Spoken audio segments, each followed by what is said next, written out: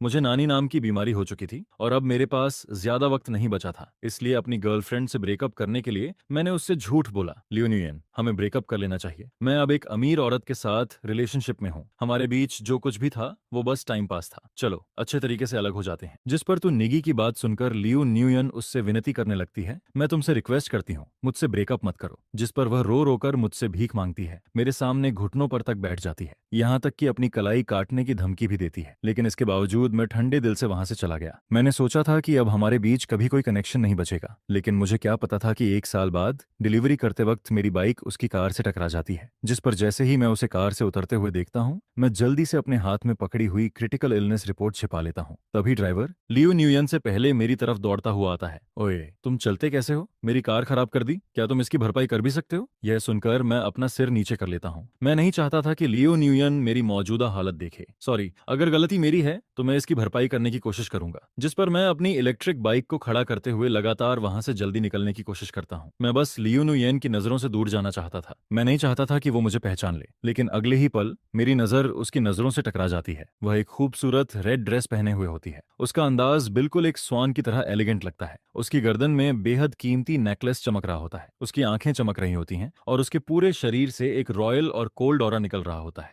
जिस पर मैं घबरा जाता हूँ और लगातार नजरें चुराने लगता हूँ। लेकिन लियो न्यूयेन मुझे पहचान चुकी होती है। उसका चेहरा तुरंत सख्त हो जाता है। तुम भरपाई करोगे? क्या तुम्हें पता भी है कि मेरी इस कार की कीमत कितनी है? उसकी आवाज में जरा भी इमोशन नहीं होता। अब वह एंटरटेनमेंट इंडस्ट्री की एक फेमस स्टार बन चुकी थी, जबकि दूसरी तरफ मैं सिर्फ एक डिलीवरी बॉय बनकर रह गया था। जिस पर उसे दोबारा देखकर मेरे पास उसे देने के लिए सिर्फ शुभकामनाएं ही बची थीं। मैं बस उसकी सफलता देखकर मन ही मन खुश हो सकता था। सॉरी, आप हिसाब लगा लीजिए कि कितना नुकसान हुआ है। मैं पूरी कोशिश करूंगा कि उसकी भरपाई कर सकूं। इसके बाद मैं ड्राइवर की तरफ देखकर कहता हूं, अपना कॉन्टैक्ट नंबर दे दीजिए। लेकिन जैसे ही ड्राइवर अपना नंबर देने वाला होता है, लियोनियन उसे बीच में ही रोक देती है। कोई जरूरत नहीं है, वैसे भी अपनी पूरी जिंदगी में भी ये इसकी भरपाई नहीं कर पाएगा, रहने दो, चलो यहाँ से। जिस पर वह अपनी लग्जरी कार की तरफ बढ़ने लगती है, लेकिन कुछ कदम चलने के बाद अचानक रुक जाती है और मेरी तरफ घूर कर देखने लगती है। तो निशी, अगली बार मेरा अटेंशन पाने के लिए ऐसा तरीका मत अपनाना। हम दोनों की राहें बहुत पहले अलग हो चुकी हैं। जरा अपनी हालत तो देखो। अगर तुम्हें पछतावा भी हो रहा है तब भी अब बहुत देर हो चुकी है। यह सुनकर मैं अंदर तक टूट जाता हूँ। क्या उसकी नजरों में मैं सच में इतना गिरा हुआ इंसान था? अचानक मुझे ऐसा फील होता है जैसे किसी ने मेरे सीने में चाकू घोंप दिया हो। दर्द इतना ज्यादा होता है कि मैं मुश्किल से अपने इमोशंस कंट्रोल कर पाता हूँ। दरअसल करीब 6 महीने पहले मुझे पता चला था कि मुझे लास्ट स्टेज स्टमक कैंसर है। डॉक्टर ने साफ कहा था कि मेरे पास 1 साल से भी कम वक्त बचा है और यही वह समय था जब मेरा स्टार्टअप अपने सबसे महत्वपूर्ण फेज में था। वहीं दूसरी तरफ लियो न्यूयेन भी एक टैलेंट कंपटीशन के अहम दौर से गुजर रही थी। हम दोनों एक दूसरे को 10 साल से जानते थे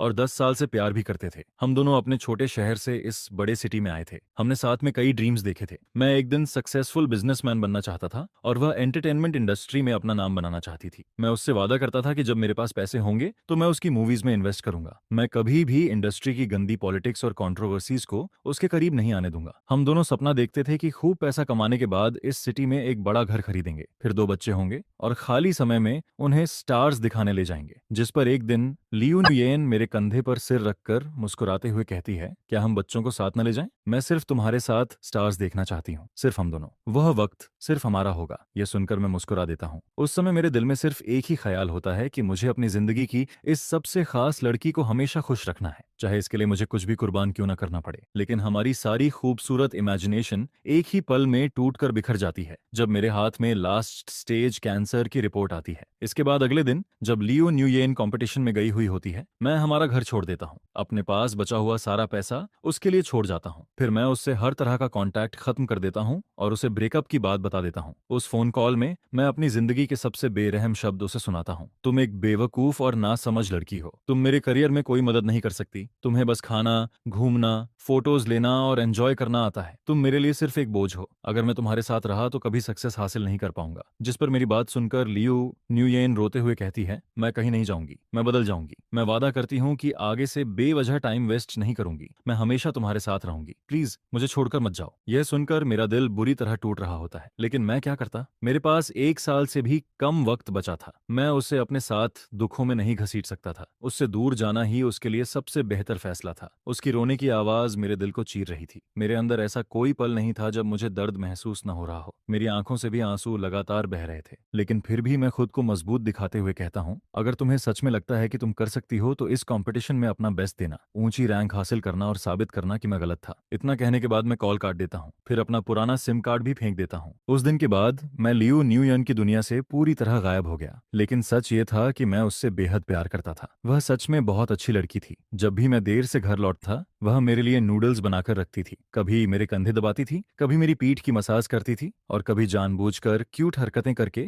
मुझे हंसाने की कोशिश करती थी। मैं सच में उससे बहुत प्यार करता था, लेकिन रियलिटी ये थी कि अब मेरे पास उससे प्यार करते रहने का हक नहीं बचा था। जिस पर उसे लग्जरी कार में बैठकर जाते हुए देखने के बाद मैं अपने डिलीवरी ऑर्डर को चेक करता हूँ। तभी पता चलता है कि खाना गिर चुका है। मैं गहरी सांस लेता हूँ और कस्टमर को कॉल करके माफी मांगता हूँ, लेकिन कॉल उठाते ही कस्टमर मुझ पर बुरी तरह भड़क जाता है। मैं इतनी देर से इंतजार कर रहा हूँ और तुमने मेरा खाना गिरा दिया, कैसी डिलीवरी करते हो तुम? जिस पर मैं जबरदस्ती मुस्कुराते हुए बार बार सॉरी बोलता हूँ और कंपेंसेशन देने की बात करता हूँ, लेकिन कस्टमर कहता है, तुम्हारे कंपेंसेशन से क्या होगा, मेरा खाना खराब हो गया, यही सबसे बड़ी प्रॉब्लम है। आखिरकार काफी देर तक माफी मांगने और 3 गुना कॉम्पेंसेशन देने का वादा करने के बाद कस्टमर का गुस्सा थोड़ा शांत होता है। कॉल कटने के बाद भी मैं ज्यादा निराश नहीं होता, क्योंकि इस दुनिया में बुरी चीजें पहले ही बहुत ज्यादा हैं। आखिर मेरी बीमारी से ज्यादा बुरा और क्या हो सकता है? इसी बीमारी की वजह से मैंने अपनी जिंदगी के सबसे प्यारे इंसान को खुद अपने हाथों से खो दिया था, और जब भी मैं इस बात के बारे में सोचता हूँ, मेरा दिल आज भी चाकू की तरह दर्द से भर जाता है। लेकिन एक बात अच्छी थी। सबसे बड़ी राहत की बात यह थी कि लियू नुयेन ने कभी हार नहीं मानी। वह धीरे धीरे अपने हर ड्रीम को पूरा करती जाती है, जिस पर पिछले 1 साल से मैं हमेशा दूर से उसे देखता रहता हूँ। मैं देखता हूँ कि वह दिन ब दिन और बेहतर होती जाती है। उसकी फेम लगातार बढ़ती जाती है और यह देखकर मुझे दिल से खुशी होती है। कभी कभी जब उसके बारे में नेगेटिव न्यूज सामने आती है या फैंस उसे बुरा भला कहते हैं, तो मैं उनसे ऑनलाइन बहस तक करने लगता हूँ, जिस पर कई बार फैंस मुझसे पूछते हैं, ऐसा लगता है जैसे तुम उसे रियल लाइफ में जानते हो, क्या वह सच में इतनी अच्छी है? यह सुनकर मेरा मन करता है कि मैं उन्हें बशें बताऊं। वह मेरी बातों से हजारों लाखों गुना ज्यादा अच्छी है, लेकिन मैं कभी यह बात कह नहीं पाता। मैं सच में उसे जानता था, लेकिन यह सच बताने की हिम्मत नहीं कर पाता था। मैं डरता था कि कहीं मेरी वजह से लियू नुयेन किसी नए कंट्रोवर्सी में न फंस जाए। एंटरटेनमेंट इंडस्ट्री बहुत कॉम्प्लेक्स होती है, खासकर किसी राइजिंग स्टार के लिए। वहां एक छोटी सी गलती भी अपोनेंट्स के हाथ लग जाती है और फिर उसे बढ़ा चढ़ाकर पेश किया जाता है। अगर जरा सी भी सावधानी न बरती जाए तो पूरा एक्टिंग करियर खत्म हो सकता है। इसके बाद एक डिलीवरी पूरी करने के बाद मुझे मेरे डॉक्टर का कॉल आता है। वह मुझे फॉलोअप चेकअप के लिए हॉस्पिटल आने को कहते हैं, जिस पर मैं हॉस्पिटल पहुंचता हूं और कंसल्टेशन रूम में दाखिल होता हूं। वहां चारों तरफ डिसइंफेक्टेंट की तेज स्मेल फैली हुई होती है। उस स्मेल को महसूस करते ही मेरा मन फिर से भारी हो जाता है, जिस पर डॉक्टर हान मेरी तरफ देखते हुए कहते हैं, तुम अभी इतने यंग हो, क्या तुम सच में ट्रीटमेंट नहीं करवाना चाहते? मैं हल्की मुस्कान के साथ जवाब देता हूं, अब उसका कोई मतलब नहीं है डॉक्टर हान, मैं ट्रीटमेंट नहीं करवाऊंगा। इसके बाद मैं उनसे कुछ पेन किलर मेडिसिन लिखने की रिक्वेस्ट करता हूं, क्योंकि यह बीमारी जब भी अटैक करती है ऐसा दर्द देती है जैसे इंसान जिंदा होते हुए भी मर रहा हो। अगर पेनकिलर्स ना हो तो एक एक सेकंड काटना भी सजा जैसा लगता है। यह सुनकर डॉक्टर हान गहरी सांस लेते हैं और मेरे लिए पेनकिलर्स लिख देते हैं, जिस पर मैं प्रिस्क्रिप्शन लेकर पेमेंट करने और मेडिसिन लेने निकलता हूँ। लेकिन मुझे क्या पता था कि वहीं मेरी मुलाकात फिर से लियू न्यूयेन से हो जाएगी, और उसके साथ एक आदमी भी खड़ा होता है। भले ही लियू न्यूयेन ने मास्क पहना हुआ था, लेकिन उसकी आंखों को मैं जिंदगी भर नहीं भूल सकता था। वहीं उसके साथ खड़े उस आदमी को भी मैं पहचानता था। वह बिजनेस वर्ल्ड का एक राइजिंग स्टार था। मैंने उसके बारे में कई न्यूज आर्टिकल्स में पढ़ा था। अगर मुझे सही याद है तो उसका नाम हाक्सोई था। उसने इंटरनेट इंडस्ट्री से अपना बिजनेस शुरू किया था। वह एक फेमस यूनिवर्सिटी से ग्रेजुएट था। उसकी पर्सनालिटी शानदार थी और वह काफी हैंडसम भी था। आज उसकी प्रॉपर्टी अरबों युआन तक पहुंच चुकी थी। न जाने कितनी लड़कियों के लिए वह ड्रीम बॉय बन चुका था, जिस पर जब मैं दोनों को साथ खड़ा देखता हूं तो वे सच में परफेक्ट कपल लगते हैं। मैं तुरंत सिर झुकाकर उनके पास से निकलने की कोशिश करता हूं, लेकिन लियू न्यूयेन फिर भी मुझे पहचान लेती है। वह मेरी तरफ देखकर तंज भरे लहजे में कहती है, चुप, तुम हॉस्पिटल क्यों आए हो? कहीं मेरा पीछा तो नहीं कर रहे? यह सुनते ही हाक सोई तुरंत अलर्ट हो जाता है, जिस पर वह अपना हाथ फैलाकर लियू न्यूयन को अपने पीछे कर लेता है और मुझे सतर्क नजरों से देखने लगता है। तुम कौन हो? उसे लियू न्यूयन का हाथ पकड़ते देखकर मेरे दिल में फिर एक हल्का सा दर्द उठता है। जिस औरत की रक्षा करने के लिए मैं कभी सब कुछ दांव पर लगाने को तैयार था, आज वही किसी दूसरे आदमी के पीछे खड़ी थी। लेकिन फिर मैं खुद को समझाता हूँ कि शायद यही बेहतर है। कम से कम हाक सोई जैसा इंसान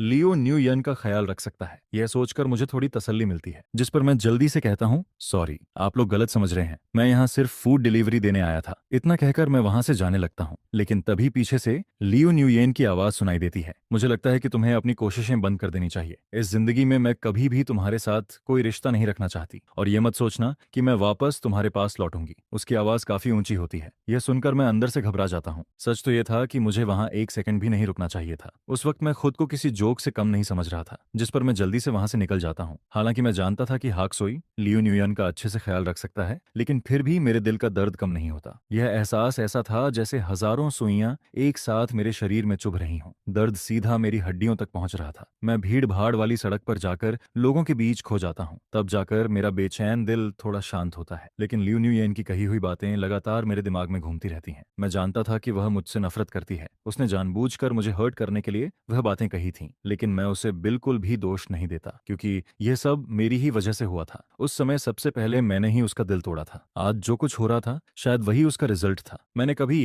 ये नहीं सोचा कि लियो न्यूयन वापस मेरे पास आए, बल्कि मैं तो चाहता था कि वह मुझसे जितना दूर रहे उतना अच्छा हो। आखिर मैं ऐसा इंसान था जिसकी लक दुनिया की सबसे खराब लक लगती थी। सिर्फ 20 साल की उम्र में मुझे लास्ट स्टेज कैंसर हो गया था, जिस पर मैं कई बार सोचता हूँ कि शायद किस्मत ने मेरे साथ बहुत क्रूर मजाक किया है। यह भी साबित करता है कि मैं भगवान का चहेता इंसान नहीं हूँ। इसके बाद मैं अपनी इलेक्ट्रिक बाइक पर बैठता हूँ और वहां से निकल जाता हूँ। ठंडी हवा मेरे चेहरे से टकराती है। उसमें ठंडक भी होती है और हड्डियों तक उतर जाने वाला एहसास भी। लेकिन जो दर्द अभी अभी मिला था उसके सामने यह कुछ भी नहीं था। जब मैं लियो न्यूयन से दूर गया था तब मैंने उसे बोझ कहा था। मैंने कहा था कि वह मेरी राह का रोड़ा है। मैंने कहा था कि वह मेरे किसी काम की नहीं है। मैंने उसे चोट पहुंचाने के लिए हर कड़वी बात कही थी। मैं उससे अच्छे तरीके से दूर जाना चाहता था, लेकिन अब जब हम दोबारा मिले तो मेरा आखिरी सेल्फ रिस्पेक्ट भी खत्म हो चुका था। लियो न्यूयन, मैं तुमसे बहुत प्यार करता हूँ। मैंने तुम्हें कभी नहीं भुलाया, लेकिन अब मैं तुमसे प्यार करने का हक खो चुका हूँ। इसके बाद रास्ते में पता नहीं कब बारिश शुरू हो जाती है, जिस पर मैं जल्दी से बारिश से बचने के लिए कोई जगह ढूंढता हूँ। मेरी मौजूदा हेल्थ कंडीशन में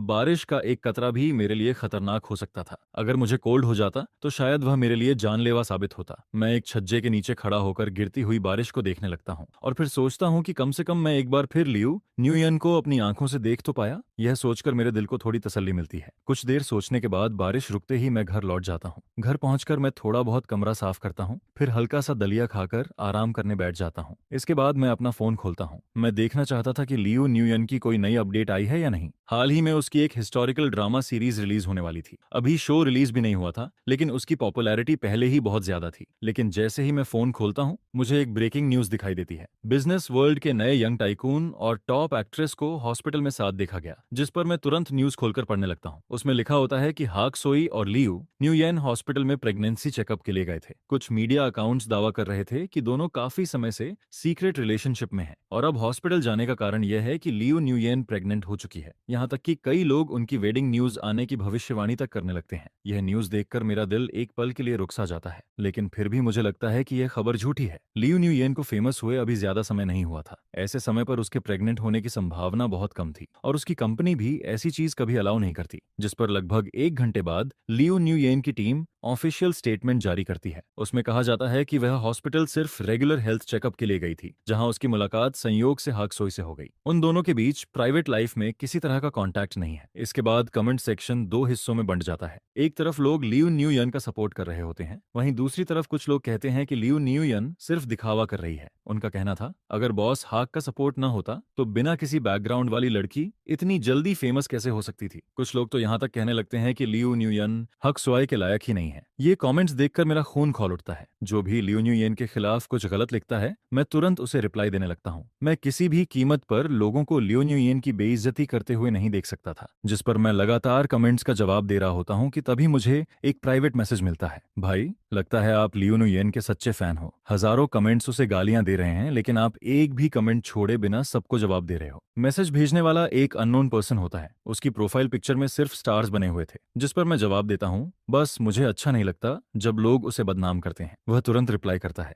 आजकल आपके जैसे इंसाफ पसंद लोग बहुत कम मिलते हैं। वैसे इस बार जो इतना बड़ा कंट्रोवर्सी हुआ है उसका लियो न्यूयन पर काफी बुरा असर पड़ा है। जिस पर मैं पूछता हूँ, क्या तुम भी लियो न्यूयन के फैन हो? वह जवाब देता है, शायद, मुझे वह काफी पसंद है और वह बहुत मेहनती भी है। यह सुनकर मैं एक स्टिकर भेज देता हूँ। इसके बाद हमारी काफी अच्छी बातचीत होने लगती है, पता नहीं क्यों, लेकिन इस इंसान से बात करके काफी अच्छा लग रहा था। कुछ देर बाद मैं लिखता हूँ, अगर हाक सोई सच में लियो न्यूयन को पसंद करता है तो शायद उनका साथ होना बुरा नहीं होगा। यह पढ़ते ही सामने वाले का रवैया अचानक बदल जाता है। हमारी लियो न्यूयन उसे कभी पसंद नहीं करेगी। असल में हेनक सोई तो एक प्ले बॉय बॉय है, उसके आसपास न जाने कितनी औरतें रहती हैं। हो सकता है यह हॉस्पिटल वाला ड्रामा भी उसी ने प्लान किया हो, जिस पर मैं थोड़ा हैरान हो जाता हूँ। वह आगे लिखता है, मैं तुम्हें बता दूं, मैं उसका करियर फैन हूँ। इस समय लियो न्यूयन को किसी भी हालत में रिलेशनशिप में नहीं पड़ना चाहिए। जिस पर मैं जवाब देता हूँ, तुम सही कह रहे हो। लेकिन तभी वह लिखता है, ठीक है, अब मैं तुमसे बात नहीं करूंगा, मेरा मूड खराब हो गया है, सिर्फ अब गया है, मैं सोने जा रहा हूँ। मैसेज भेजते ही उसका अकाउंट ऑफलाइन हो जाता है, जिस पर मैं उत्सुकता में उसकी प्रोफाइल खोलकर देखने लगता हूँ। उसकी लोकेशन इसी सिटी की दिखाई देती है। उसका निकनेम था नुयेन डंग यूनेट दानडोई और बायो में लिखा होता है, किसी के साथ स्टार्स देखने का इंतजार कर रही हूँ। इसके अलावा उसके अकाउंट पर कोई वीडियो या पोस्ट नहीं था। जानकारी बहुत कम थी, लेकिन मुझे लग रहा था कि यह इंसान काफी इंटरेस्टिंग होगा। इसके बाद मैं टाइम देखता हूँ, रात काफी हो चुकी थी।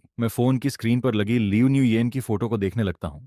ये वही फोटो थी जो हमने रिलेशनशिप की शुरुआत में खिंचवाई थी। हम दोनों हाई स्कूल ग्रेजुएशन के तुरंत बाद साथ आए थे और ये फोटो भी उसी समय की थी। भले ही ये आजकल की प्रोफेशनल फोटोज की तरह परफेक्ट नहीं थी, लेकिन मेरे लिए यह दुनिया की सबसे खास फोटो थी। पिछले कई सालों में मैंने कई फोन्स बदले थे, लेकिन यह वॉलपेपर कभी नहीं बदला। लियू न्यूयेन हमेशा कहती थी कि ये फोटो अच्छी नहीं है। उसने कई बार इसे चेंज करने की कोशिश भी की थी, लेकिन मैं कभी उसे हटाने की हिम्मत नहीं कर पाया, क्योंकि यह पहली फोटो थी जो मैंने उसकी खींची थी। और मेरी नजरों में उस फोटो वाली लियू न्यूयेन किसी भी फेमस एक्ट्रेस से कम खूबसूरत नहीं थी। हाई स्कूल के बाद हम दोनों अलग अलग यूनिवर्सिटीज में गए थे, लेकिन लॉन्ग डिस्टेंस रिलेशनशिप ने कभी हमारे प्यार को कमजोर नहीं किया। हम उन कपल्स की तरह नहीं थे जो दूरी की वजह से अलग हो जाते हैं, बल्कि दूरी ने हमें एक दूसरे की अहमियत और ज्यादा समझाई थी। हम दोनों की फैमिली कंडीशन ज्यादा अच्छी नहीं थी, लेकिन एक दूसरे से मिलने के लिए हम पार्ट टाइम जॉब्स करते थे और पैसे बचाते थे। पहले साल से लेकर ग्रेजुएशन तक हम दोनों हर पैसे का हिसाब लगाकर ट्रेन टिकट्स खरीदते थे। इतने सालों में जमा हुए टिकट्स का ढेर काफी मोटा हो चुका था, जिस पर मेरे रूममेट्स अक्सर मुझसे जलते थे,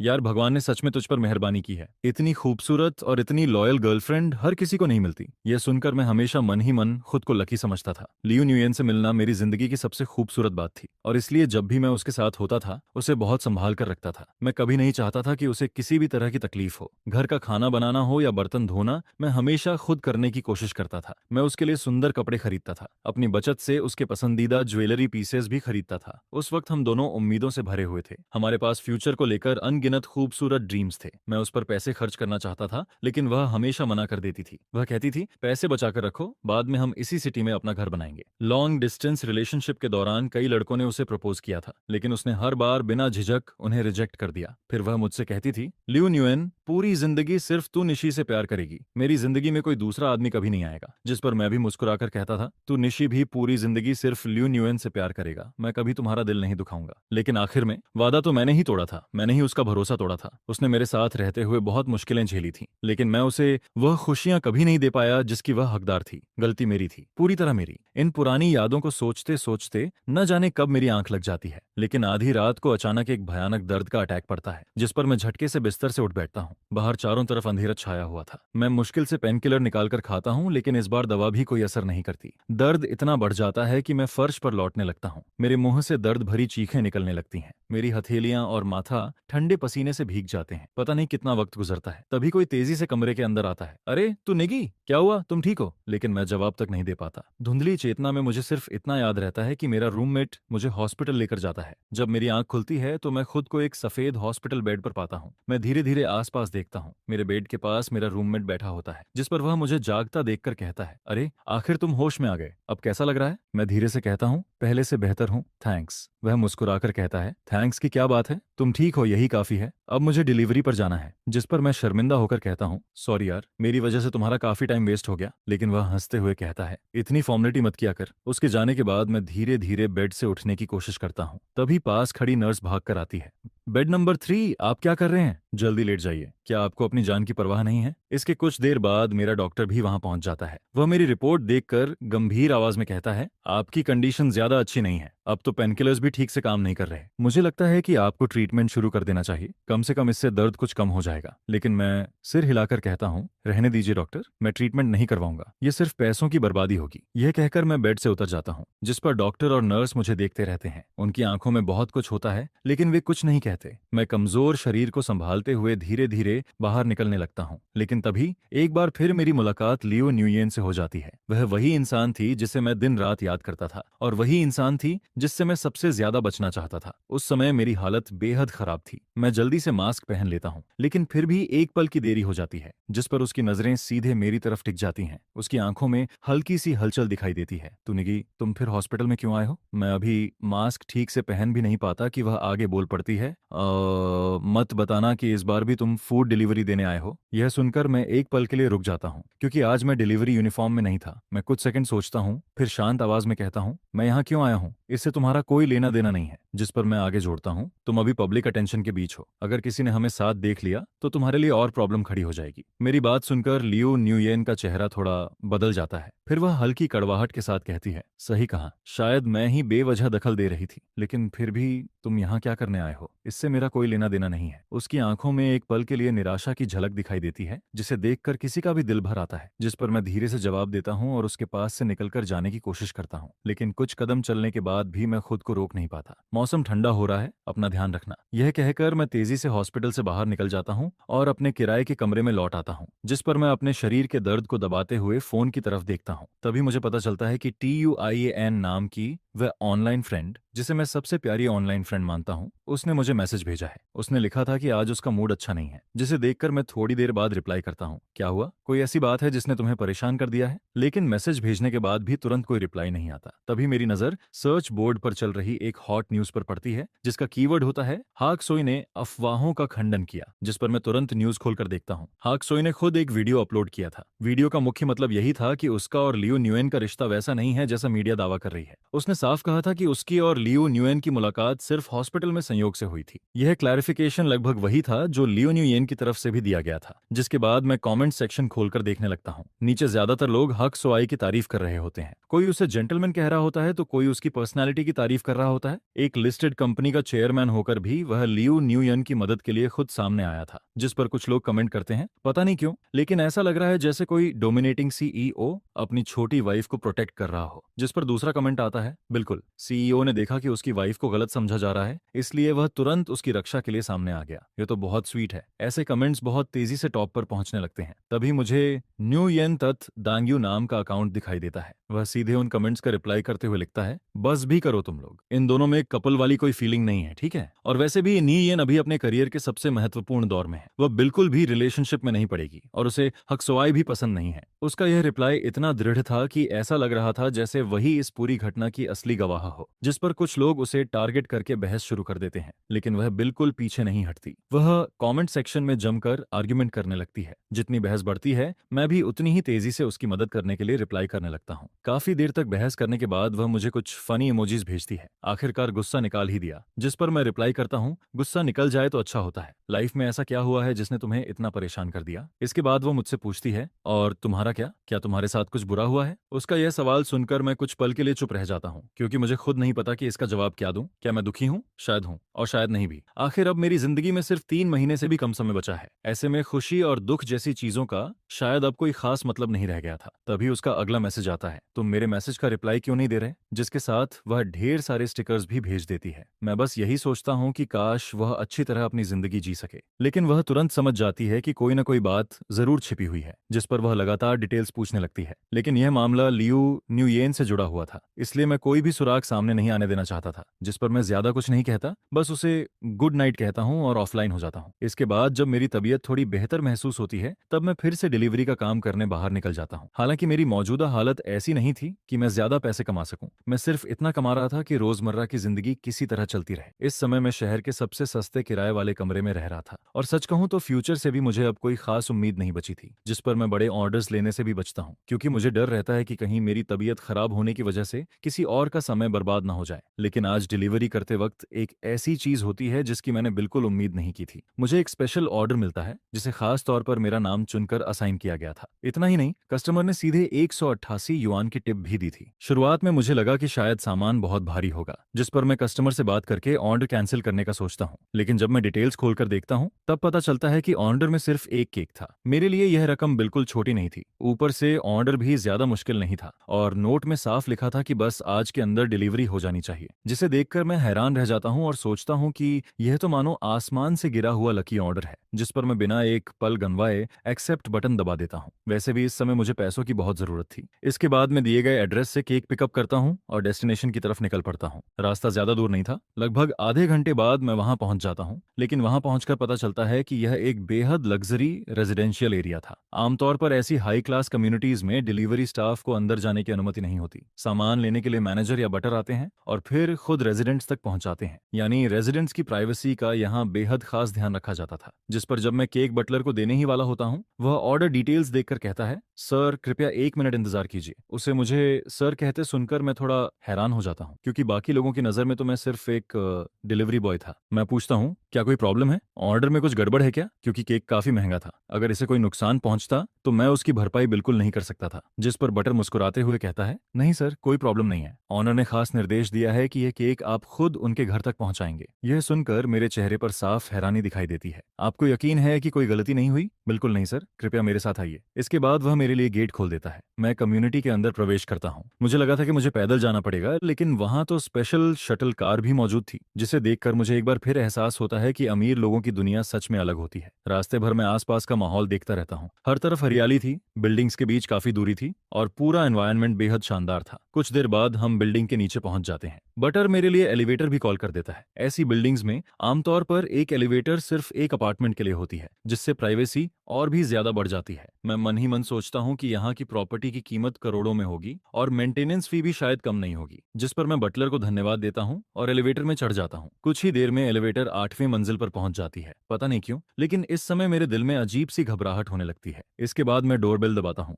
डोरबेल बजते ही कुछ सेकंड बाद दरवाजा खुल जाता है, जिस पर मैं सोचने लगता हूँ कि क्या ऑनर पहले से ही मेरे आने का इंतजार कर रहा था। लेकिन जैसे ही दरवाजा पूरी तरह खुलता है, मैं वहीं जड़ होकर खड़ा रह जाता हूँ, क्योंकि दरवाजे पर खड़ी शख्स कोई और नहीं बल्कि लियू नुयन होती है। वही लियू नुयन जिसे मैं दिन रात याद करता रहा था। तुम? जिस पर वह मेरी तरफ देखते हुए कहती है, हाँ मैं। क्या हुआ? क्या तुम मुझे डिलीवरी नहीं दे सकते? आज उसके चेहरे पर पहले जैसी ठंडक नहीं थी। वह चुपचाप मेरी तरफ देख रही होती है, जैसे मेरे रिएक्शन का इंतजार कर रही हो। जिस पर मैं केक उसकी तरफ बढ़ाते हुए कहता हूँ, बिल्कुल दे सकता हूँ, ये रहा आपका केक, एंजॉय कीजिए। मैं केक उसकी तरफ बढ़ाता हूँ और वापस मुड़कर जाने की कोशिश करता हूँ, लेकिन वह काफी देर तक केक लेने के लिए हाथ ही नहीं बढ़ाती। उसकी आंखें बस लगातार मुझे देखती रहती हैं। इस समय उसने एक ढीला ढाला नाइट सूट पहना हुआ था। बिना किसी मेकअप के भी उसकी खूबसूरती छिप नहीं रही थी, लेकिन मैं उसकी आंखों में सीधा देखने की हिम्मत नहीं जुटा पाता। बाहर से मैं शांत दिखाई देता हूँ, लेकिन मेरे दिल में काफी समय से तूफान उठा हुआ था। मैं बिल्कुल भी नहीं सोच सकता था कि वह डिलीवरी ऐप के जरिए मुझे ढूंढ निकालेगी और खास तौर पर मेरा नाम चुनकर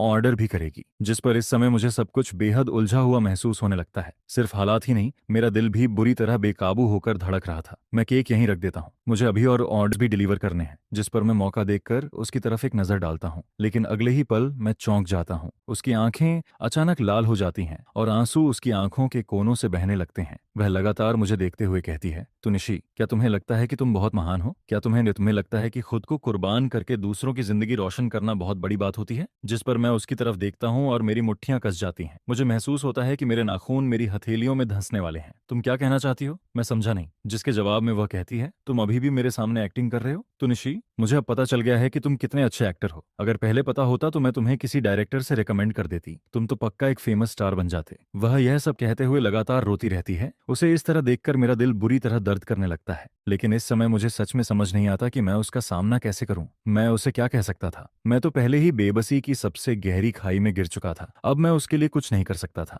न ही मैं उसकी मदद कर सकता था और न ही उसकी जिंदगी पर बोझ बनना चाहता था। जिस पर इस समय मेरे अंदर उससे नजर मिलाने की भी हिम्मत नहीं बची थी। मैं केक को नीचे रख देता हूँ और सीने में उठ रहे दर्द को दबाते हुए वापस मुड़ जाता हूँ। जैसा कि उसने खुद कहा था, हम दोनों की राहें बहुत पहले ही अलग हो चुकी थीं। अब हमारे बीच कोई रिश्ता नहीं रहना चाहिए था। लेकिन जैसे ही मैं जाने के लिए कदम बढ़ाता हूँ, अचानक वह मेरी तरफ दौड़ती है और पीछे से मुझे कसकर पकड़ लेती है। उसकी सिसकियों से भरी आवाज मेरे कानों में गूंजती है, तू निशी, इस बार मुझे छोड़कर मत जाना प्लीज, इस बार मुझे छोड़कर मत जाना प्लीज। उसके आंसू जल्दी ही मेरी शर्ट को भिगो देते हैं। ऐसा लगता है जैसे वे मेरी स्किन के अंदर तक उतर गए हों और मुझे पूरी तरह डुबो रहे हों। नुयन, छोड़ो मुझे। जिस पर मैं लियू नुयन के हाथ हटाने की कोशिश करता हूँ, लेकिन वह चाहे कुछ भी हो जाए मुझे छोड़ने के लिए तैयार नहीं होती। मुझे सब पता चल गया है। तो निशी, तुम इतने बेवकूफ क्यों हो? क्या तुम्हें हमारी बातें याद नहीं है? क्या तुम्हें हमारे वादे याद नहीं है? हमने कहा था कि हम सुख दुख दोनों में साथ रहेंगे। क्या तुम्हें लगता है कि मैं सिर्फ खुशियों में तुम्हारे साथ रह सकती हूँ लेकिन मुश्किलों में नहीं? अगर तुम बीमार हो गए हो तो क्या हुआ, मैं कभी भी तुम्हें छोड़कर नहीं जाऊंगी। मैं तुम्हारी देखभाल कर सकती हूँ। जिस पर वह और जोर जोर से रोने लगती है। मुझे डर होता है कि कहीं कोई अनचाही परेशानी न खड़ी हो जाए।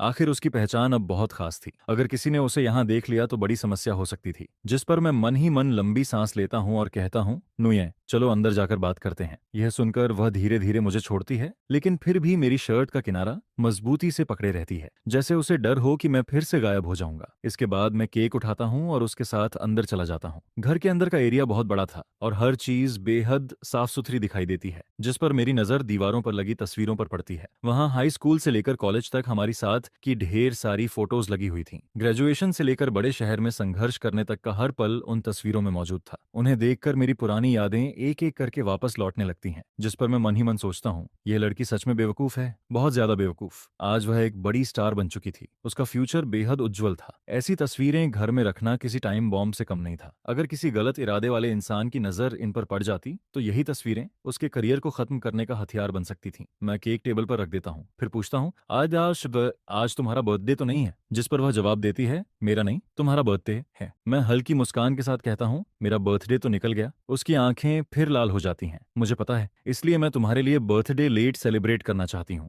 बस केक खा लो, उसके बाद मैं तुम्हें हॉस्पिटल लेकर जाऊंगी, ठीक है? अब उसकी आवाज पहले जैसी तेज नहीं थी। वह बेहद नरम, बेहद प्यारी और बहुत संभल कर बात कर रही थी। शायद ही कोई यकीन करे कि लाखों लोगों की पसंदीदा सुपरस्टार एक साधारण डिलीवरी बॉय के साथ इस तरह पेश आ सकती है। उसे इस तरह देखकर कई बातें मेरे होंठों तक आती हैं, लेकिन मैं उन्हें फिर निगल जाता हूँ, क्योंकि मेरी बीमारी अब इलाज के दायरे से बहुत दूर जा चुकी थी। मैं बुझते हुए दीपक की तरह था जो कभी भी बुझ सकता था। और सच यह भी था कि मैं और वह अब दो अलग अलग दुनियाओं के लोग बन चुके थे। जिस पर वह जिद करते हुए कहती है, पहले केक खाओ। नहीं, पहले प्रॉमिस करो। मैं आखिरकार सिर हिलाता हूँ, ठीक है, मैं प्रॉमिस करता हूँ। मेरी बात सुनते ही लियो न्यूयन के चेहरे पर खुशियों से भरी मुस्कान आ जाती है। इसके बाद वह केक पर कैंडल्स लगाती है। मोमबत्तियों की रोशनी में उसकी लंबी पलकों का हल्का कंपन उसे और भी खूबसूरत बना देता है। वह मुझे विश मांगने के लिए कहती है, जिस पर मैं आंखें बंद करके विश मांगता हूँ। लेकिन जैसे ही मैं आंखें खोलता हूँ, देखता हूँ कि वह फिर से रो रही है। मैं धीरे से उसके आंसू पोंछते हुए पूछता हूँ, फिर क्यों रो रही हो? जिसके जवाब में वह कहती है, मुझे डर लगता है कि तुम मुझे छोड़ दोगे। मैं मुस्कुराने की कोशिश करता हूँ, पगली, ऐसा नहीं होगा।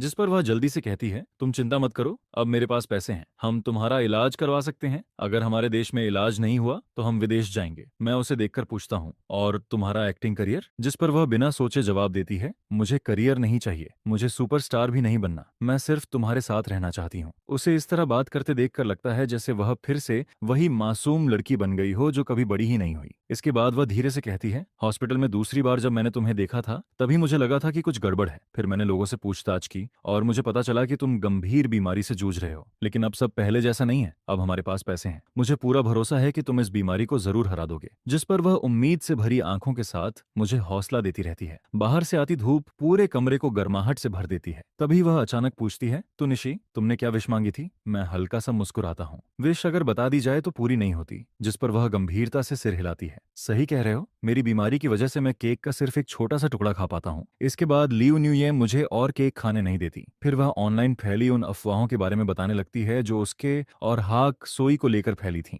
वह कहती है, वो सब झूठ था, लेकिन हाक सोई ने सच में मेरा पीछा किया था। और तुमने? जिस पर वह तुरंत जवाब देती है, मैंने मना कर दिया था, तुम्हारे अलावा मैं किसी और आदमी को देख भी नहीं सकती। लियू एन मुझे ये सब इतने ध्यान से समझाती है कि ऐसा लगता है जैसे उसे डर हो कि कहीं मैं गलत न समझ लूं या फिर जलन महसूस न करूं। धीरे धीरे समय बीतता जाता है। फिर वह मेरी तरफ देखकर कहती है, चलो अब हॉस्पिटल चलते हैं। जिस पर मैं धीरे से सिर हिला देता हूँ और फिर लियू न्यूयन की व्यवस्था के अनुसार हम दोनों हॉस्पिटल की तरफ निकल पड़ते हैं। लियू न्यूयन मेरे एडमिशन की सारी फॉर्मेलिटीज बहुत आसानी से पूरी कर देती है। वह मेरे लिए सबसे अच्छा रूम अरेंज करती है, सबसे बेहतरीन स्पेशलिस्ट्स को बुलाती है और पूरे देश के मशहूर डॉक्टर्स से कांटेक्ट करना शुरू कर देती है ताकि मेरे इलाज का कोई रास्ता निकल सके। जिस पर वह लगातार मुझे भी समझाती रहती है, तुम बस आराम से इलाज करवाओ, बाकी किसी भी बात की चिंता मत करो। लेकिन इस दौरान मैं नोटिस करता हूँ कि उसका फोन फोन लगातार बजता रहता है। कई बार वह कॉल उठाकर सामने वाले इंसान से बहस करने लगती है, जिस पर मैं ऑनलाइन न्यूज भी देखने लगता हूँ। वहाँ हर तरफ उसके बारे में नेगेटिव आर्टिकल्स छपे हुए थे। किसी ने लिखा था कि लियू न्यूयेन को स्टार सिंड्रोम हो गया है, कोई कह रहा था कि वह फिल्म क्रू ज्वाइन नहीं कर रही, और देखते ही देखते उसके खिलाफ तरह तरह की अफवाहें फैलने लगती हैं। उस रात मैं हॉस्पिटल बेड पर लेटा होता हूँ। दर्द इतना ज्यादा था कि मुझे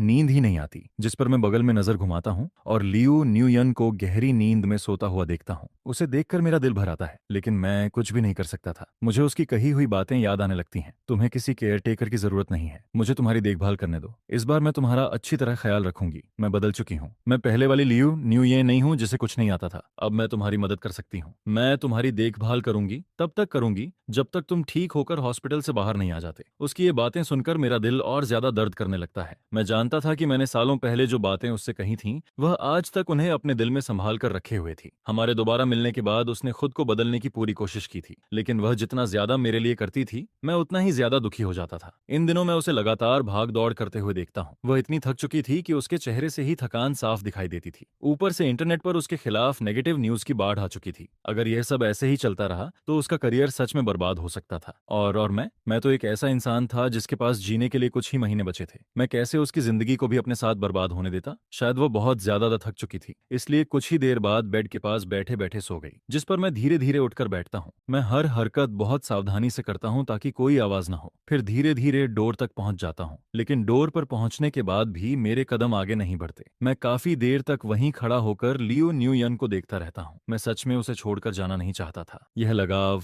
यह मोह, यह दर्द मेरे पूरे शरीर में फैल चुका था, लेकिन मेरे पास कोई दूसरा रास्ता भी नहीं था। आखिरकार मैं रूम से बाहर निकल जाता हूँ। कुछ समय बाद मैं हॉस्पिटल भी छोड़ देता हूँ। फिर वापस अपने किराए वाले कमरे में पहुंचकर अपना सामान पैक करता हूँ और रेलवे स्टेशन जाकर एक टिकट खरीद लेता हूँ। ट्रेन पूरे एक दिन और एक रात तक चलती रहती है, जिस पर अगले दिन शाम को मैं एक बिल्कुल अनजान शहर में पहुंच जाता हूँ। वहां पहुंचते ही मैं एक बार फिर लियो न्यूयन के सारे कॉन्टैक्ट मेथड्स ब्लॉक कर देता हूँ, क्योंकि मैं जानता था कि अब हमारे बीच कोई भविष्य नहीं बचा था। मैं उसकी जिंदगी और करियर को अपनी वजह से बर्बाद नहीं होने देना चाहता था। इसके बाद मुझे पता चलता है कि लियो न्यूयन मुझे ढूंढने के लिए हर जगह कांटेक्ट कर रही है। उसने मेरे पुराने रूममेट तक से बात की थी, जिस पर एक दिन मेरे रूममेट का कॉल आता है। वह हैरानी से कहता है, तो निशी, एक टॉप स्टार तुम्हें ढूंढ रही है। शुरू में तो मुझे लगा था कि शायद कोई और होगा जिसका नाम भी तुम्हारे जैसा है। तो निगी, तुम आखिर हो कहाँ? लेकिन मैं उसे अपनी लोकेशन नहीं बताता। मैं सिर्फ इतना कहता हूँ, अगर लियो न्यूयन कांटेक्ट करे तो उससे कहना मुझे मत ढूंढे। इसके बाद भी लियो न्यूयन अपने सोशल मीडिया अकाउंट के जरिए मुझे ढूंढती रहती है। वह हर संभव कोशिश करती है, लेकिन मैं अपने दिल को कठोर बनाकर उसके सामने नहीं आता। फिर एक दिन मुझे पता चलता है कि न्यूयन डंग नाम वाला अकाउंट इंटरनेट यूजर्स ने ढूंढ निकाला है, और सबको पता चल गया था कि वह लियो न्यूयन का सीक्रेट अकाउंट था। ये ऐसी बात थी जिसकी मैंने कभी कल्पना भी नहीं की थी, और शायद ये भी उन अनगिनत सरप्राइज में से एक था जो उसने मुझे दिए थे। लेकिन मैं जानता था कि छोटी तकलीफ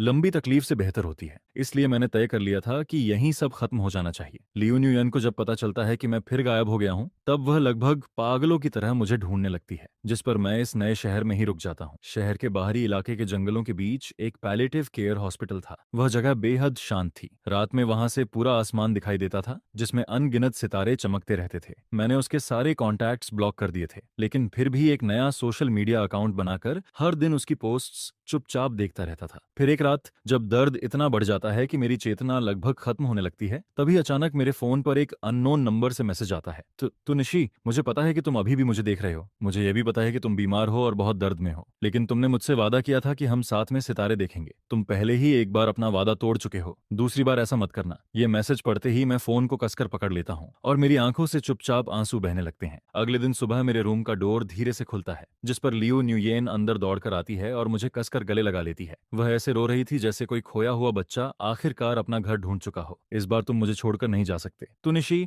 मैं हमेशा तुम्हारा इंतजार करती रहूंगी। मैं उसकी कांपती हुई बॉडी महसूस कर सकता था। उसके गर्म आंसू मेरी शर्ट को पूरी तरह भिगो रहे थे। मैंने उसे कभी इतनी बुरी तरह रोते हुए नहीं देखा था। वह बिना कुछ छिपाए पूरी तरह टूट कर रो रही थी। काफी देर बाद मेरी आवाज वापस निकलती है। वह इतनी भारी हो चुकी थी जैसे किसी खुरदुरी सतह पर कुछ घिस रहा हो। नुये, तुम्हें मेरी हालत पता है, मुझे लास्ट स्टेज स्टमक कैंसर है, मेरे पास 3 महीने भी नहीं बचे हैं। जिस पर वह सिर उठाती है। उसकी आंखें रो रो कर पूरी तरह सूज चुकी थीं। वह सीधे मेरी आंखों में देखते हुए कहती है, मैंने सब कुछ पता कर लिया है। तुनिगी, क्या तुम्हें लगता है कि अगर दुनिया के कुछ डॉक्टर्स ने हार मान ली तो इसका मतलब सच में कोई उम्मीद नहीं बची? यह कहकर वह मुझे अंदर ले जाती है और अपने बैग से एक मोटी फाइल निकालती है। ये अमेरिका, जर्मनी और जापान के 3 सबसे बड़े कैंसर सेंटर्स की रिमोट कंसल्टेशन रिपोर्ट्स हैं। उन्होंने कहा है कि तुम्हारी हालत मुश्किल जरूर है, लेकिन पूरी तरह निराशाजनक नहीं। तुम्हारी जेनेटिक रिपोर्ट्स में कुछ ऐसे म्यूटेशंस मिले हैं जिन पर टारगेटेड थेरेपी काम कर सकती है। और हाल ही में हमारे देश में भी के टीआई सेल इम्यूनोथेरेपी का क्लिनिकल ट्रायल शुरू हुआ है, जो तुम्हारे केस के लिए सूटेबल हो सकता है। मैं उन मेडिकल रिपोर्ट्स को देखता रह जाता हूँ। मेरा दिमाग पूरी तरह खाली हो चुका था। फिर वह धीरे से मुस्कुराते हुए कहती है, तुम्हें याद है, तुमने मुझसे कहा था कि चाहे फ्यूचर कितना भी मुश्किल क्यों ना हो, हमें सितारों जैसा बनना चाहिए। कभी कभी बादल उन्हें छिपा देते हैं, लेकिन वे सच में कभी गायब नहीं होते। जिस पर मैं उसकी तरफ देखता हूँ, उसकी आंखों में पहले से कहीं ज्यादा दृढ़ता दिखाई देती है। अब तुम्हारी बारी है मेरे स्टार बनने की। वह मेरे सामने आकर मेरा हाथ पकड़ लेती है। क्या तुम मुझे एक मौका दोगे? क्या हम फिर से साथ लड़ सकते हैं? ठीक वैसे ही जैसे हमने एक दूसरे से वादा किया था, सुख दुख में हमेशा साथ रहने का वादा। उस पल मैं उसकी आंखों में पूरे आसमान के सितारों की चमक देख सकता था। और आखिरकार ये मैं मना नहीं कर पाता। इसके बाद इलाज शुरू होता है,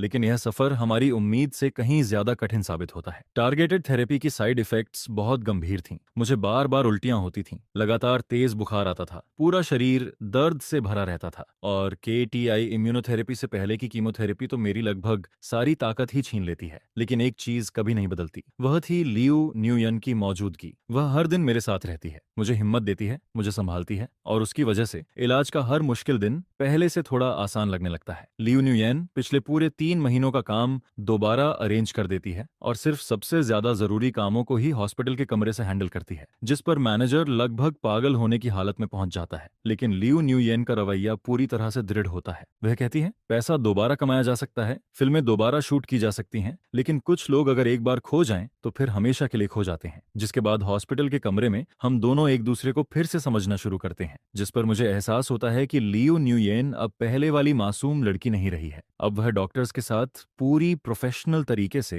ट्रीटमेंट प्लान डिस्कस कर सकती है और सी स्टूडियो के क्राइसिस को भी शांत दिमाग से संभाल लेती है। वहीं जब मैं खाना खाने से मना करता हूं तो वह सख्त चेहरा बनाकर मुझे डांटती है। और फिर उन रातों में जब दर्द मुझे बुरी तरह तोड़ रहा होता है, वह पूरी रात मेरा हाथ पकड़कर बैठी रहती है और धीरे धीरे गाना गाती है, जिस पर उसे भी एक ऐसे इंसान का नया रूप देखने को मिलता है जो अब पहले जैसा सर्वशक्तिमान प्रोटेक्टर नहीं रहा। मैं थेरेपी के दर्द से रो भी पड़ता हूँ, बाल झड़ने की वजह से खुद को लेकर इन्फीरियर भी फील करता हूँ, और कभी कभी दर्द के कारण अपना गुस्सा भी कंट्रोल नहीं कर पाता। लेकिन लियो न्यूयेन इन सब चीजों को बेहद प्यार से स्वीकार करती है, बिल्कुल वैसे ही जैसे कई साल पहले मैंने उस छोटी सी काउंटी से बड़े शहर आई हुई घबराई और अनजान सी लड़की को अपनाया था। जिस पर वह मुस्कुराकर पूछती है, तुम्हें याद है, कॉलेज के दूसरे साल मुझे एक्यूट अपेंडिसिटिस हुआ था और मुझे हॉस्पिटल में एडमिट होना पड़ा था। तब तुम पूरे 1 हफ्ते क्लासेस छोड़कर मेरी देखभाल करने आए थे। इसके बाद एक दोपहर वह सेब छीलते हुए कहती है, उस समय तुम बहुत अनाड़ी थे, सिर्फ खिचड़ी बनाने गए थे, लेकिन उसे भी जला दिया था। फिर भी मैंने पूरी खिचड़ी खा ली थी और कहा था कि बहुत स्वादिष्ट है, क्योंकि वह तुम्हारे हाथों की बनी हुई थी। यह कहते हुए वह सेब को छोटे छोटे टुकड़ों में काटती है और अपने हाथों से मुझे खिलाती है। फिर मुस्कुराकर कहती है, अब मेरी बारी है। इसके बाद ट्रीटमेंट के तीसरे महीने में मेरी बीमारी में एक अप्रत्याशित मोड़ आता है। नई स्कैन रिपोर्ट दिखाती है कि ट्यूमर काफी छोटा हो चुका है, कुछ मेटास्टैटिक लीजन्स पूरी तरह गायब हो गए हैं, जिस पर डिपार्टमेंट हेड हान रिपोर्ट को देखकर अपनी एक्साइटमेंट छिपा नहीं पाते। वह कहते हैं, यह सच में एक मिरेकल है, इम्यूनोथेरेपी का असर तुम्हारे ऊपर बेहद शानदार रहा है। यह सुनते ही लियो न्यूयेन वहीं खड़ी खड़ी रो पड़ती है, लेकिन इस बार ये खुशी के आंसू होते हैं। उसी रात हम दोनों चुपके से हॉस्पिटल की छत पर चढ़ जाते हैं। नीचे शहर की रोशनियां चमक रही होती हैं, लेकिन जब हम आसमान की तरफ देखते हैं तब भी कुछ सबसे चमकीले सितारे साफ नजर आते हैं, जो अंधेरे के बीच भी लगातार चमक रहे होते हैं। जिस पर लियो न्यूयेन आसमान की तरफ इशारा करके कहती है, शुनी देखो, बिल्कुल हमारी तरह, चाहे अंधेरा कितना भी गहरा हो, कहीं ना कहीं से रोशनी जरूर आती है। यह सुनकर मैं उसका हाथ कसकर पकड़ लेता हूँ और कहता हूँ, धन्यवाद, तुमने मेरा साथ नहीं छोड़ा। इसके बाद और 3 महीने गुजर जाते हैं। कॉम्प्रिहेंसिव इवैल्यूएशन के बाद डॉक्टर्स बताते हैं कि मेरी बीमारी अब स्टेबल स्टेज में पहुंच चुकी है। हालांकि अभी भी रेगुलर ट्रीटमेंट और फॉलोअप की जरूरत होती है, लेकिन अब यह किसी डेथ सेंटेंस की तरह नहीं रह गई है। जिस दिन मुझे डिस्चार्ज किया जाता है उस दिन लियो न्यूयन एक साधारण कार चलाकर मुझे लेने आती है। वहां कोई मीडिया नहीं होता, कोई फैंस नहीं होते, सिर्फ हम दोनों होते हैं। जिस पर वह पूछती है, कहाँ जाना चाहते हो? मैं बिना सोचे जवाब देता हूँ, घर। यह सुनकर वह मुस्कुरा देती है, लेकिन कार उस लग्जरी अपार्टमेंट की तरफ नहीं जाती जहां वह रहती है, बल्कि वह पुराने इलाके की तरफ बढ़ती है जहां हमने सबसे पहले किराए का घर लिया था। कुछ देर बाद कार एक पुराने परिचित रेजिडेंशियल बिल्डिंग के सामने रुकती है, जिसे देखकर मैं हैरान रह जाता हूँ। जिस पर वह कहती है, मैंने यह जगह वापस खरीद ली है, हमारा पहला घर। मैंने इसे थोड़ा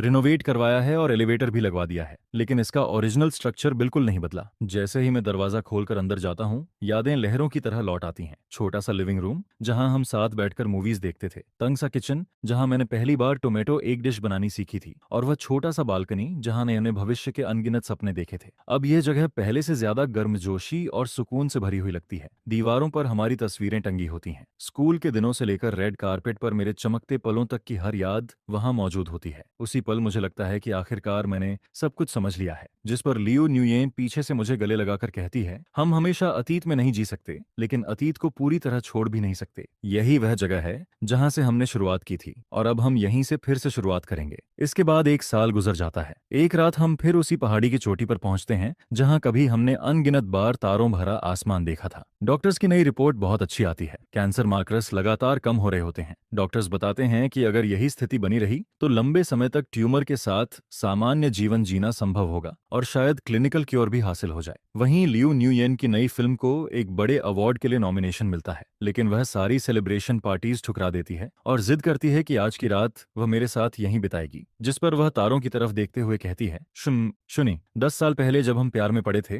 तब हमारे पास कुछ भी नहीं था, सिर्फ यही तारों भरा आसमान था। यह कहते हुए वह अपनी पॉकेट से एक छोटा बॉक्स निकालती है। मैं बॉक्स खोलता हूं तो उसके अंदर 2 साधारण रिंग्स रखी होती हैं, जिनके अंदर एक लाइन खुदी होती है, सितारों को गवाह बनाकर इस जीवन में कभी पछतावा नहीं। जिसके बाद वह मेरी आंखों में देखते हुए पूछती है, अब मैं तुमसे पूछना चाहती हूँ, क्या तुम अपनी बाकी जिंदगी मेरे साथ बिताना चाहोगे? चाहे अच्छे दिन हो या बुरे, सेहत हो या बीमारी, सफलता हो या मुश्किलें। मैं तुरंत जवाब नहीं देता, बल्कि एक घुटने पर बैठ जाता हूँ। रिकवरी पीरियड में होने की वजह से यह हरकत मेरे लिए आसान नहीं होती, लेकिन फिर भी मैं पूरी गंभीरता के साथ ऐसा करता हूँ। जिस पर मैं उसकी तरफ देखकर कहता हूँ, लियू न्यूयेन, यह बात तो मुझे पहले कहनी चाहिए थी। 10 साल पहले मैंने तुमसे वादा किया था कि मैं तुम्हें खुशियां दूंगा, लेकिन बीच रास्ते में मैं ही भाग गया। धन्यवाद कि तुम मुझे वापस ले आई, मुझे सब ठीक करने का एक मौका दिया। यह कहते हुए मैं रिंग उठाता हूँ और गहरी सांस लेता हूँ। आज मैं एक बार फिर वादा करता हूँ, अपनी बाकी पूरी जिंदगी मैं तुमसे प्यार करूंगा, अपना ख्याल रखूंगा, तुम्हारे साथ हर सनराइज देखूंगा और हर रात सितारों को निहारूंगा। क्या तुम मुझसे शादी करोगी? यह सुनते ही उसकी आंखों से आंसू बहने लगते हैं, जो तारों की रोशनी में चमकते रहते हैं। जिस पर वह रोते हुए मुस्कुराती है और कहती है, मैं तैयार हूँ। अगले ही पल रिंग्स हमारी उंगलियों में पहनाई जाती हैं। पहाड़ के नीचे शहर की रोशनियां चमक रही होती हैं और ऊपर आसमान सितारों से भरा होता है, जबकि हमारे हाथ एक दूसरे को इतनी मजबूती से पकड़े होते हैं जैसे हमने पूरे यूनिवर्स की सारी गर्माहट अपने हाथों में समेट ली हो। इसके बाद हम उसी पहाड़ की चोटी पर वेडिंग फोटोशूट करवाते हैं, जहां तारों भरा आसमान बैकग्राउंड बनता है और सुबह की पहली किरणें वेल का काम करती हैं। आगे चलकर मेरी बीमारी लगातार स्टेबल रहती है। डॉक्टर्स भी इसे मेडिकल मिरेकल कहने लगते हैं, लेकिन सबसे बड़ा मिरेकल ये नहीं होता। सबसे बड़ा मिरेकल ये होता है कि चाहे हमने कितने भी लंबे चक्कर लगाए हों, आखिरकार हम फिर से एक दूसरे के पास लौट आए। और तब हमें समझ आता है कि सच्चा प्यार त्याग नहीं होता, बल्कि साथ चलना होता है। छिपाना नहीं, बल्कि मिलकर सामना करना होता है। अकेले तूफानों को झेलना नहीं, बल्कि मिलकर एक ऐसी छत बनाना होता है जो हवा और बारिश